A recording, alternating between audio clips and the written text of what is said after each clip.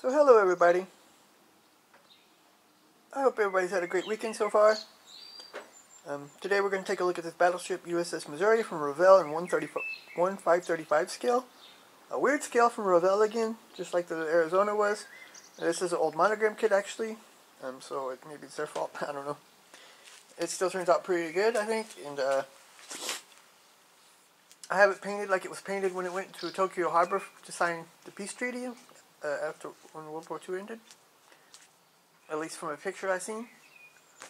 I can't say who took the picture, so I'm not going to show the picture.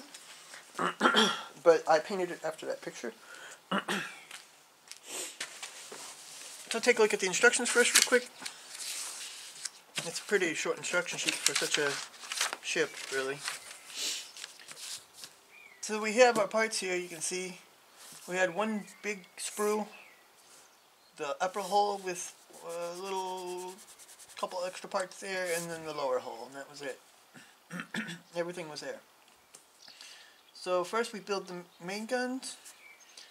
The first two steps here are main guns. Then we start with the superstructure. Some of the superstructure here. And this is a bridge in one of the stacks. We put the guns on here with the upper hull. It has a bunch of painting instructions here for it, and also these caps for these are the caps here for they go underneath so the turrets rotate. And there's caps on the bottom of the cranes as well, so the cranes rotate. Then here we put the deck on and the rudder. Here we have our stand. We have a USS Missouri and a commemorative plaque, I guess, or some plaque that tells about the peace treaty and everything. And here we build another stack. Put this little mast on top of it.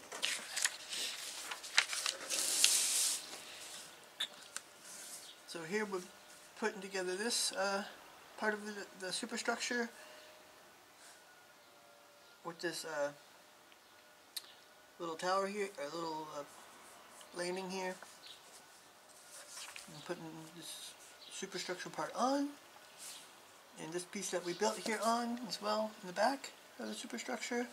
We got some of the secondary armament here to put on. So here we're building more of the guns, secondary armament, and anti-aircraft guns. I think these are the quad 50 cals. We have some smaller guns here as well. And these little rafts, or I think that's a rafts. I'm not really sure. They're so small. Radars, putting the guns in, putting the superstructure on with the masts, and here are the stacks. Secondary armament here, quad 50s here, also here in the front. Here we have the anchors. Here we have more of the quad 50s. Here are the catapults, a couple quad 50s here in the back. Then here we have our observation planes, and it's built. And here we have some instructions. This is the, was it measure 12, I think? It had the black, gray, and white. I think it was measure 12, but I'm not really sure. I always mix those measures up. There's so many of them. There's like over 30. But that's not how I painted mine. I painted mine differently. And this is a version 1945. It's gray. And here's a picture of the plaque, what it says. And this is the plaque that's on the deck, and that's what a copy of that is what's on the I don't know, on the deck, on the ship, about the peace treaty. Over this spot on 2nd September 1945, the instrument of formal surrender of Japan to the Allied powers was signed, thus bringing to a close the Second World War. The ship at that time was at anchor in Tokyo Bay. Here's latitude 35:21:17 north, longitude 139:45:36 east. It's kind of cool that they added that to it, I think. So this here on the back is measured 32, but from the pictures I saw from when it was in Tokyo Bay, or when it was headed towards Tokyo Bay, it was in measure 22, which is a dark blue, 5-in navy blue, with I think it was haze gray above here, you know, on the rest of the superstructure, and the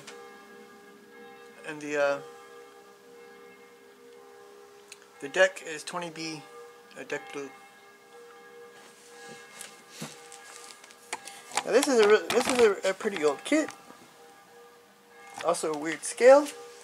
It turns out to be okay, but there are a lot of problems with mold lines and stuff like that, which I didn't really do anything with them. Let's see. Let's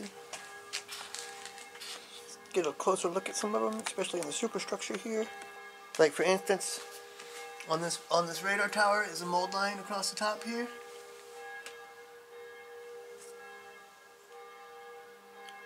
Well, not on the tower itself, but on the mast here on the side, there's a mold line on both sides.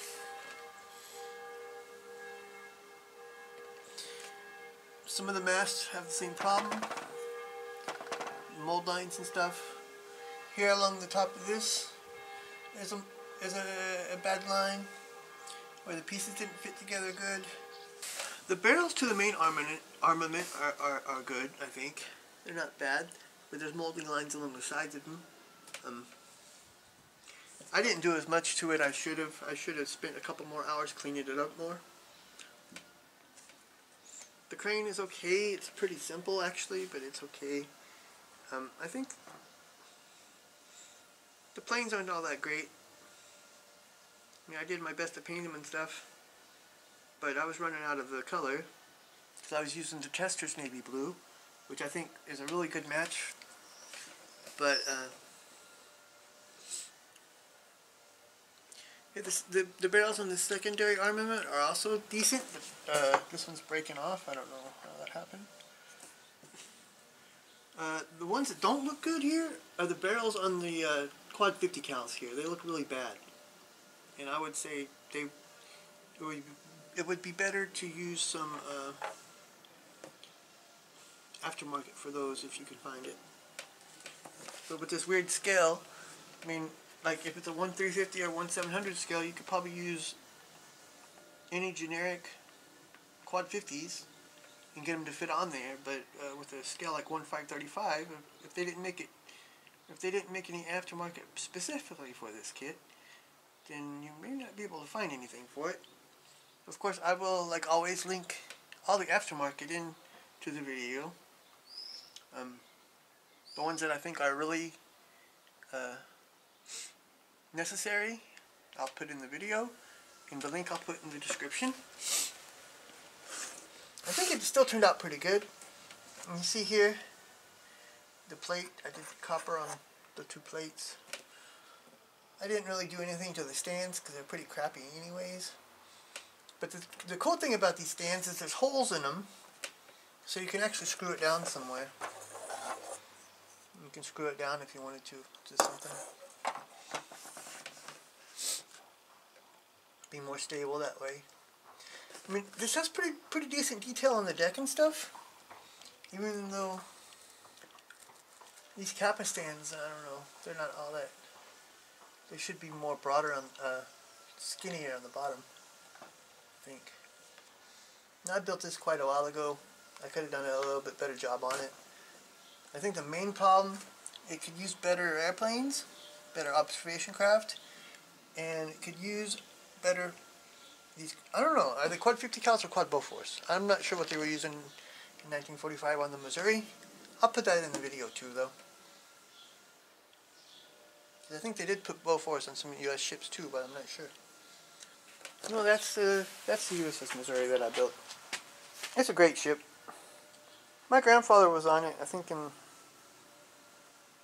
50s or 60s. It wasn't in wartime, but he did serve on it for a couple years. And in my next video, we'll be taking a look at this Kemov KA-50 Hokum in 148 scale from a Telerai. I think Kemov helicopters are pretty interesting because they have this propeller system, counter-rotating main propellers and no tail propeller, and this is kind of interesting. And I was hoping, because I was wanting a Mil 28 too, to go with this one and the hind. And Kitty Hawk was supposed to put one out, but they went out of business, unfortunately. But then, I got the Hokum and the hind at least. Maybe somebody else will take over the work of Kitty Hawk and release that Mi-28 eventually. I was hoping Svezda would do it because they do good kits, and they can make they can maybe correct any failures that Kitty Hawk made with their kit that they were getting ready to produce. Well, thanks for watching. Until next time, bye.